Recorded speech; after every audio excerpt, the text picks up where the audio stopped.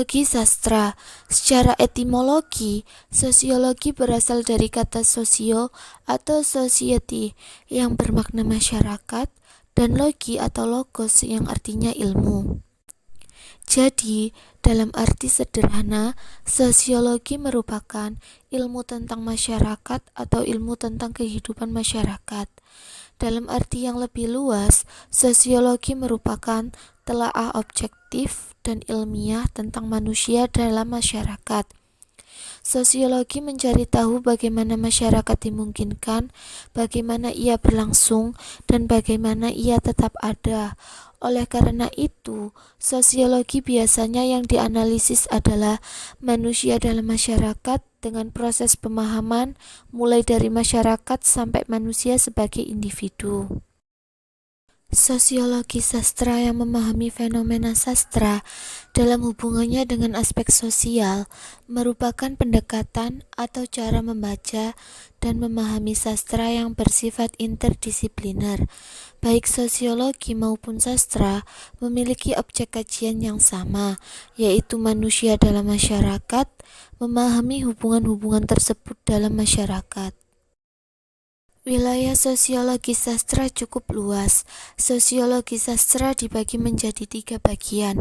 Yang pertama, sosiologi pengarang yang mempermasalahkan status sosial, ideologi sosial, dan yang menyangkut pengarang sebagai penghasil sastra. Yang kedua, sosiologi karya sastra yang menempatkan permasalahan karya sastra itu sendiri. Yang menjadi pokok permasalahannya adalah apa yang bersifat dalam karya sastra dan apa yang menjadi tujuannya. Yang ketiga, sosiologi yang mempermasalahkan pembaca dan pengaruh sosial karya sastra. Selanjutnya adalah hubungan kebudayaan dan sosiologi sastra. Kebudayaan tak pernah habis untuk diperbincangkan. Perspektif ahli dalam mendefinisikan kebudayaan sangat beragam. Definisi yang paling tua sekaligus paling luas berasal dari IPI. Menurut Taylor, kebudayaan adalah keseluruhan aktivitas manusia termasuk pengetahuan, keyakinan, seni, moral, hukum, tradisi, dan kebiasaan lainnya yang diperoleh manusia sebagai anggota manusia. Definisi yang senada dengan Taylor sekaligus dengan memberikan peranan terhadap masyarakat diberikan oleh Marvin Harris, yaitu seluruh aspek kehidupan manusia dalam masyarakat yang diperoleh dengan cara belajar, termasuk pikiran dan tingkah laku. Pembahasan mengenai kebudayaan tidak bisa lepas dari sosiologi, karena keduanya sangat berkaitan erat. Sosiologi merupakan ilmu yang mempelajari masyarakat. Kebudayaan adalah daya cipta dari masyarakat yang demikian melebur dalam wujud-wujud kebudayaan. Dari hal tersebut dapat disimpulkan bahwa sosiologi mempelajari masyarakat di mana dalam suatu masyarakat ada kebudayaan, tingkah laku, organisasi. Sedangkan kebudayaan lahir dan berkembang di antara masyarakat yang keduanya saling berkaitan erat dan ada timbal balik di dalamnya. Bahwa kebudayaan tidak akan berkembang tanpa masyarakat dan masyarakat tidak akan berkembang tanpa kebudayaan yang mendasarinya. Di sini saya akan menjelaskan mengenai analisis roman Siti Nurbaya. Teori yang digunakan dalam analisis ini yakni teori dari Kuncjaraningrat.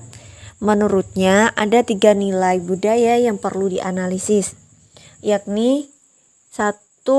Nilai material. Nilai material adalah segala sesuatu yang berguna bagi unsur manusia. Kedua, nilai vital. Nilai vital adalah segala sesuatu yang berguna bagi manusia untuk dapat mengadakan kegiatan atau aktivitas. Ketiga, nilai kerohanian.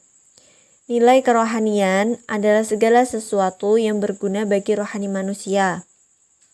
Nilai ini dibagi menjadi 4 macam. Pertama, nilai kebenaran atau kenyataan. Nilai ini bersumber dari unsur akal manusia. Kedua, nilai keindahan atau estetika, yakni nilai yang bersumber dari unsur perasaan manusia. Ketiga, nilai moral atau kebaikan. Nilai ini bersumber dari unsur kehendak atau kemauan dari seseorang. yang dipengaruhi dengan keadaan lingkungan mereka. Yang terakhir, nilai religius atau nilai ketuhanan. Nilai ini bersumber pada keyakinan dan kepercayaan manusia kepada Sang Pencipta. Poin pertama yang akan kita bahas yakni nilai material. Nilai material adalah segala sesuatu yang berguna bagi unsur manusia. Nilai material ini bisa berwujud apapun seperti halnya dalam roman Siti Nurbaya yang digambarkan seperti pada kutipan percakapan antara Sultan Mahmud dengan Putri Rubiah sebagai berikut. Berapa uang jemputan yang dimintanya? Sudah berapa kali kukatakan, 300 rupiah. Tak mau ia kurang, 200 atau 250 rupiah misalnya. Kalau kepada tukang ikan ia akan dikawinkan, tentu tak usah menjemput sedikit jua pun. Tetapi engkau tentu maklum, anakku tak boleh dan tak suka kukawinkan dengan sembarang orang saja. Apakah jadinya dengan keturunan kita kelak? Dari kutipan tersebut menggambarkan bahwa dalam adat Minang terdapat kebiasaan seorang perempuan yang akan menikah untuk memberikan uang jemputan pada pihak laki-laki. Hal tersebut merupakan bentuk material yang menjadi kebiasaan bagi masyarakat Minang yang harus dilakukan sebelum acara pernikahan, sebagai bentuk kesepakatan dari kedua belah pihak. Besar kecilnya uang jemputan dipengaruhi status sosial dari si laki-laki, sehingga semakin tinggi status sosial maka semakin besar pula uang jemputan yang harus diberikan. Poin kedua yang akan kita bahas adalah nilai vital. Nilai vital dapat berupa benda atau segala sesuatu yang dapat dinilai dari segi daya guna. Dalam roman, seperti yang digambarkan dalam penggalan percakapan antara Samsul Bahri dan Siti Nurbaya berikut. Ya, tetapi aku lebih suka naik bendi daripada berjalan kaki pulang ke rumah. Sebab aku amat lelah rasanya dan hari amat panas. Lihatlah mukamu, telah merah sebagai jambu air, kena panas matahari. Dari kutipan tersebut menggambarkan bendi merupakan alat transportasi yang digunakan untuk menunjang aktivitas pada masa itu. Dengan adanya bendi dapat mempermudah manusia dalam melakukan perjalanan. Tidak usah lagi berjalan kaki ketika ingin berpergian. Hal ini juga menunjukkan nilai vital yang ada dalam roman Siti Nurbaya digambarkan dengan bendi sebagai alat transportasi. Poin ketiga yang akan kita bahas adalah nilai kerohanian. Nilai kerohanian yang pertama yakni nilai kebenaran. Nilai kebenaran merupakan sesuatu yang dianggap benar berdasarkan akal manusia. Dalam roman Siti Nurbaya, nilai kebenaran ini ditunjukkan pada kutipan berikut.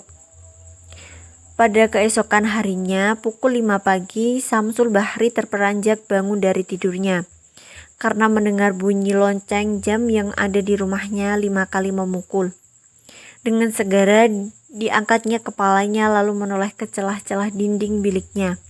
Akan melihat sudah adakah cahaya matahari yang masuk ke dalam rumahnya atau belum. Rupanya ia takut kesiangan. Akan tetapi, walaupun ia menoleh ke sana kemari dan mendengar hati-hati, kalau-kalau ada suara orang, tiadalah lain yang dilihatnya daripada sinar lampu biliknya sendiri.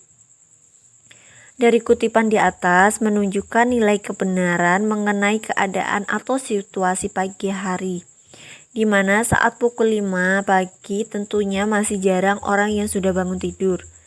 Dan pada pukul tersebut juga tentunya matahari belum muncul dan masuk ke celah-celah kamar Samsul Bahri.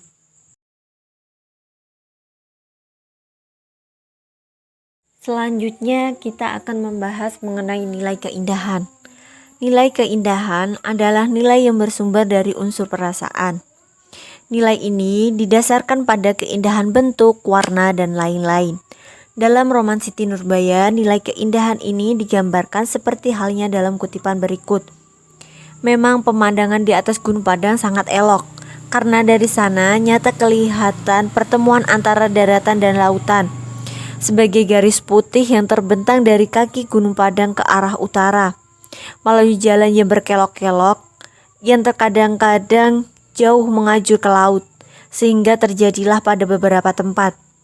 Di kanan kiri tanjung-tanjung ini teluk yang permai. Dari kutipan tersebut menggambarkan keindahan pemandangan alam dari Gunung Padang. Karena dari sana kita dapat melihat pertemuan antara daratan dan lautan. Hal tersebut menunjukkan nilai estetika dari alam.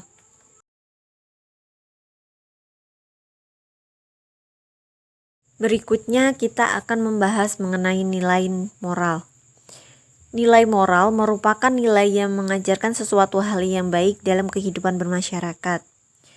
Kata moral juga sering digunakan sebagai suatu istilah untuk menyebutkan pada orang lain yang berkaitan dengan tindakan yang bernilai positif. Dalam roman Siti Nurbaya, seperti halnya digambarkan pada kutipan berikut. Jangan dipenjara ayahku, biarlah aku jadi istri Datuk Maringgi. Oleh sebab hendak menolong ayahnya, anakku menyerahkan dirinya kepadamu untuk memuaskan hawa nafsu dan hatimu yang sebagai hati binatang itu. Dari penggalan roman tersebut menggambarkan betapa berbaktinya Siti Nurbaya kepada ayahnya. Dia rela mengorbankan kebahagiaannya agar ayahnya tidak dipenjara. Meskipun dari hal tersebut dia harus menikah dengan seorang laki-laki yang sudah berumur dan beristri banyak. Hal itu menunjukkan nilai moral yang berupa bakti seorang anak kepada orang tuanya. Yang terakhir kita akan membahas mengenai nilai religius. Nilai religius adalah suatu cara pandang seseorang mengenai agamanya serta bagaimana orang tersebut menggunakan keyakinan atau agamanya dalam kehidupan sehari-hari. Seperti halnya digambarkan pada kutipan roman Siti Nurbaya sebagai berikut. Engkau maklum Samsu, perkawinannya itu tiada dengan sesuka hatinya dan tidak dengan sesuka hatiku, melainkan semata-mata karena takdir daripada Tuhan Yang Maha Esa juga, tak dapat dirubah lagi. Berdasarkan kutipan tersebut, menggambarkan seorang Baginda Sulaiman yang menjelaskan kepada Samsul Bahri jika pernikahan antara Siti Nurbaya dan Datuk Maringgi merupakan sebuah takdir dari Allah Subhanahu wa Ta'ala. Hal tersebut menunjukkan karakter religius yang sangat kuat pada tokoh Baginda Sulaiman, yang menyikapi segala sesuatu yang terjadi dalam hidup merupakan takdir dari Yang Maha Esa, sehingga sudah tidak dapat dirubah, dan sebagai makhluk kita hanya bisa menerima dan berusaha menjalinnya dengan baik. Nilai religius tersebut sesuai dengan kenyataan dalam kehidupan ini, bahwa segala sesuatu yang terjadi merupakan takdir dari Tuhan. Selanjutnya adalah analisis unsur budaya yang terdapat dalam novel Layar Terkembang. Nilai material yang terdapat dalam penggalan novel Layar Terkembang adalah Tuti yang tertua antara dua saudara itu telah 25 tahun usianya, sedangkan Maria adiknya baru 20 tahun. Mereka ialah anak Raden Wiryaatmaja, bekas Wedana di daerah Banten yang pada ketika itu hidup dengan pensiunannya di Jakarta bersama kedua anaknya. Maria masih seorang murid dan Tuti merupakan seorang guru sekolah HLS Arjuna di Petojo. Selanjutnya, petang kemarin saya pergi pula kepada pemimpin perguruan Muhammadiyah meminta keputusan yang pasti dapat atau tiada mereka menerima saya. Katakan saya akan ditempatkan pada HIS di Keramat. Untuk benar selekas itu engkau mendapatkan pekerjaan Maria, belum seminggu lagi ujianmu selesai. Dalam kutipan novel di atas, nilai material yang terdapat dalam hal itu adalah mata pencaharian. Karena mata pencaharian merupakan penunjang kehidupan manusia dan sebagai pemenuhan kebutuhan hidup manusia, sehingga mata pencaharian merupakan unsur yang berguna bagi manusia. Nilai vital. Di dalam novel Layar Terkembang diceritakan bahwa Tuti adalah seorang yang aktif dalam kongres perempuan. Salah satu aktivitas Tuti yang biasanya dilakukan dalam mengisi kongres adalah membacakan pidato. Dengan adanya hal ini, Tuti tidak menyia-nyiakan kesempatannya untuk mengubah mindset pola pikir masyarakat terhadap kedudukan, fungsi, dan peran perempuan dalam pembangunan bangsanya lewat pidatonya. Hal ini tertuang dalam kutipan novel berikut.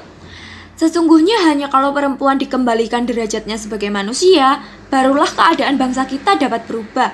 Jadi, perubahan kedudukan perempuan dalam masyarakat itu bukanlah semata-mata kepentingan perempuan. Kaum laki-laki yang insaf akan kepentingannya yang lebih mulia daripada kepentingan hatinya yang loba sendiri, tentu akan harus mengakui hal itu. Tetapi, lebih-lebih dari segalanya, haruslah kaum perempuan sendiri yang insyaf akan dirinya dan berjuang untuk mendapatkan penghargaan dan kedudukan yang lebih layak. Ia tiada boleh menyerahkan nasibnya kepada golongan yang lain, apalagi golongan laki-laki yang merasa akan kerugian apabila ia harus melepaskan kekuasaannya yang telah berabad-abad dipertahankan. Kita harus membanting tulang sendiri untuk mendapatkan hak kita sebagai manusia. Kita harus merintis jalan untuk lahirnya perempuan yang baru, yang bebas berdiri menghadapi dunia, yang berani membentangkan matanya melihat kepada siapa jua pun, yang percaya akan tenaga dirinya dan dalam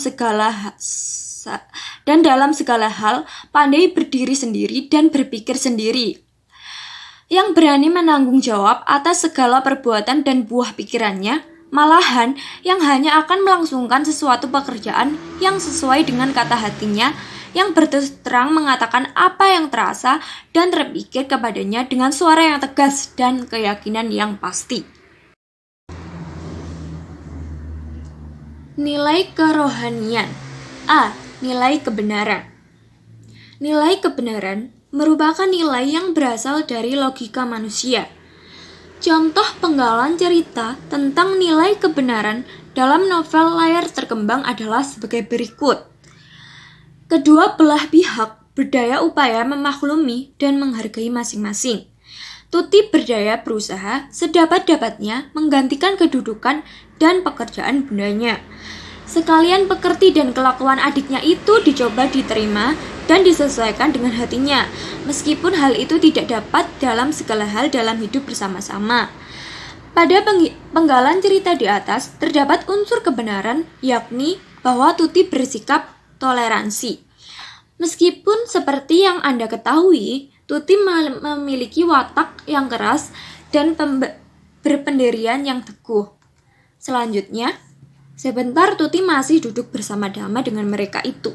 Maka ia meminta undur diri kepada Yusuf untuk menyudahkan pekerjaannya yang masih tertimbun-timbun. Kepadanya terserah menulis laporan kongres yang harus diterbitkan dalam 15 hari lagi. Tuti sendiri, meskipun ia tahu bahwa pekerjaan yang diserahkan kepadanya itu sangat berat, ia tiada sampai hati menolaknya. Apalagi karena ia was-was, pekerjaan yang sebulat itu memenuhi hatinya kelak akan terserah kepada orang lain yang tiada akan sungguh-sungguh melangsungkannya. Pada kutipan di atas, terlihat bahwa Tuti berusaha untuk memenuhi tanggung jawabnya. Ia tidak ingin menyerahkan pekerjaannya kepada orang lain karena takut nantinya pekerjaan itu tidak dikerjakan dengan sungguh-sungguh.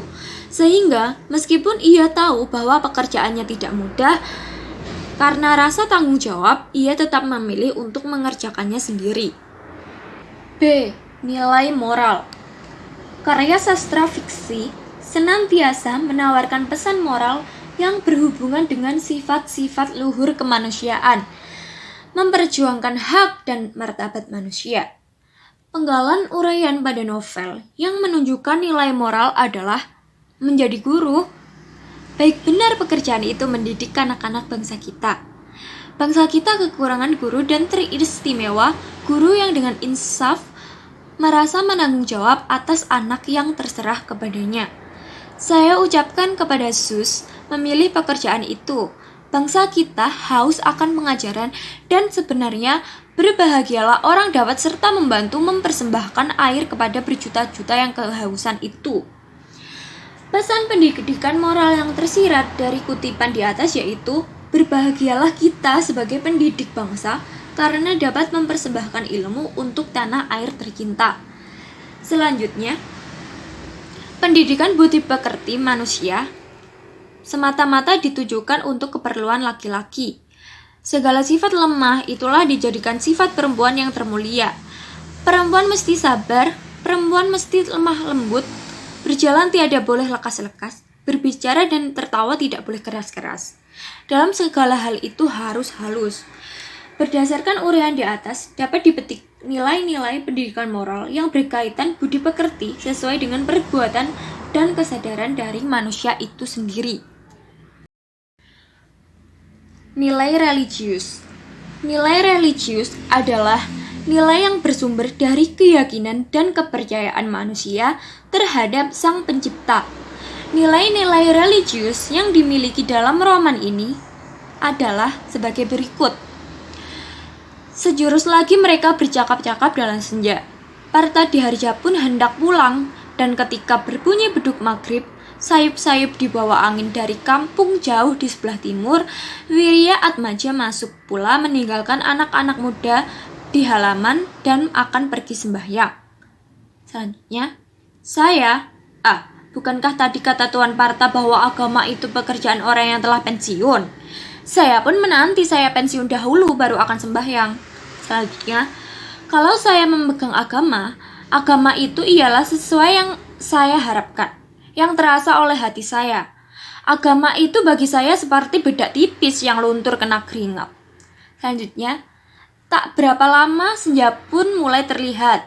Parta Diharja pun pulang, dan ketika beduk maghrib berbunyi, Wirya Atmaja masuk meninggalkan ketiga anak muda yang berada di halaman untuk pergi sembahyang. Materi selanjutnya adalah analisis novel belenggu. Nilai material.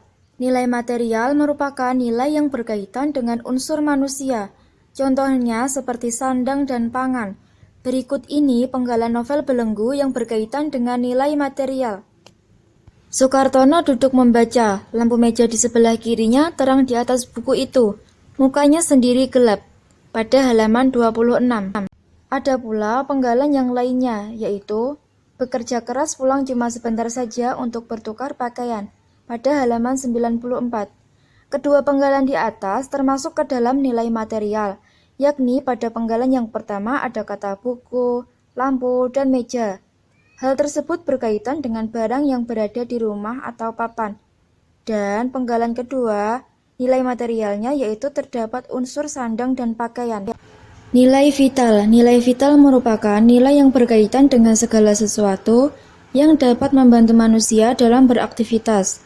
Berikut adalah penggalan nilai vital yang terdapat pada novel belenggu, yakni seperti biasa, setibanya di rumah lagi, Dr. Sukartono terus saja menghampiri meja kecil di ruang tengah di bawah tempat telepon.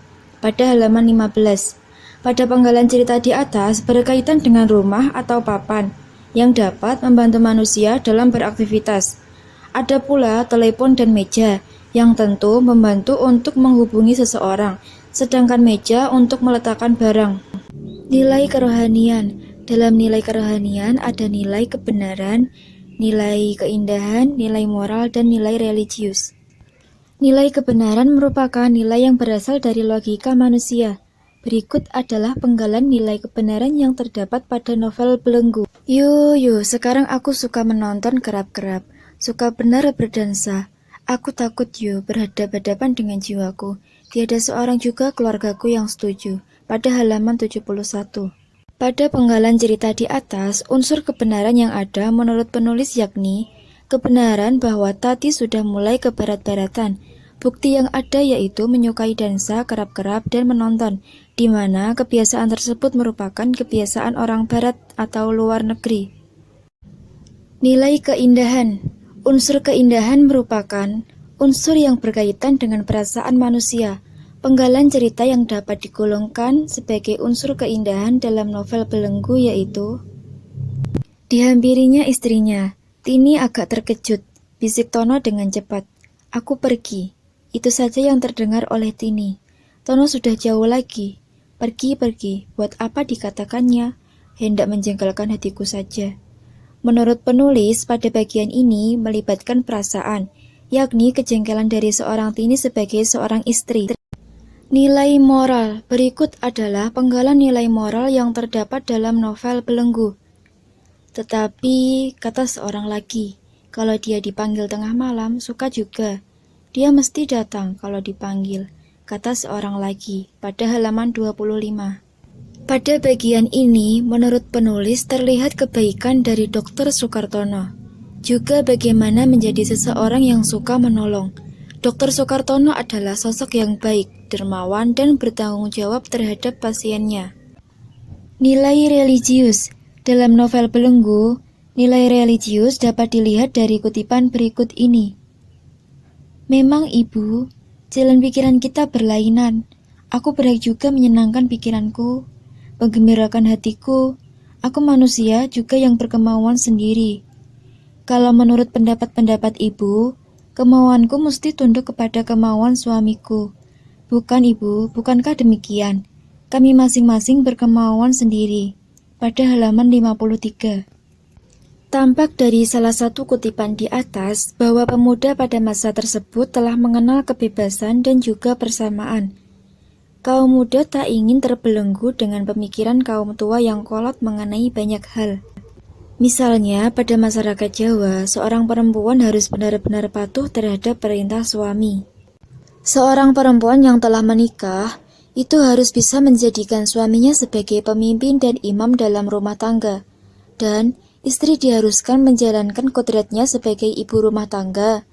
Meskipun dia juga bekerja, suami pun harus bisa membawa istrinya ke jalan yang benar. Tidak harus bekerja terus-menerus dan menegur istri dikala dia berbuat salah. Jangan dibiarkan karena itu pun bisa menyebabkan kehancuran. Karena di dalam Islam, perceraian adalah hal yang paling dibenci oleh Allah Subhanahu wa Ta'ala. Sekian presentasi dari kelompok kami. Ada kurang dan lebihnya kami mohon maaf. Wassalamualaikum warahmatullahi wabarakatuh.